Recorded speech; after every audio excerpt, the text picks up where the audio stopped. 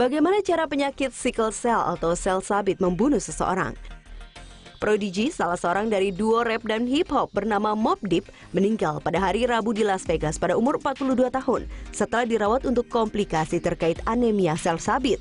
Mobb Deep secara luas dianggap sebagai salah satu yang paling sukses sepanjang masa, mengeluarkan 8 album antara 1993 dan 2014. Prodigy kelahiran Albert Johnson telah menderita anemia sel sabit sejak lahir. Penyakit sel sabit adalah sekelompok gangguan sel darah merah, penyakit turun-temurun. 2 gen hemoglobin S harus diturunkan, satu dari tiap orang tua untuk memicu penyakit sel sabit. Jika kedua orang tua memiliki sifat sel sabit, seorang anak memiliki 50% kesempatan juga mewarisi sifat sel sabit, 25% kemungkinan bebas penyakit, dan 25% kemungkinan mewarisi penyakit sel sabit. Hemoglobin adalah protein yang membawa oksigen dalam sel darah merah. Sel darah merah yang mengandung hemoglobin yang normal berbentuk disk, sedangkan hemoglobin sel sabit membentuk rantai panjang dan fleksibel.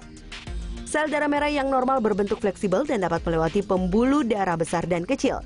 Sel darah merah sabit dapat menempel ke dinding pembuluh, yang dapat menyebabkan penyumbatan yang menghentikan pengiriman oksigen. Sel-sel darah merah yang normal dapat hidup sampai 120 hari. Ketika jumlah sel darah merah menurun, ginjal melepaskan hormon eritropoietin yang dapat merangsang sumsum tulang untuk menghasilkan sel darah merah yang lain.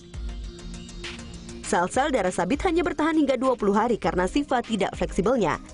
Dalam kasus ini, tubuh sering tidak dapat beradaptasi dengan kecepatan penurunan sel darah merah, sehingga menyebabkan seseorang untuk menderita anemia.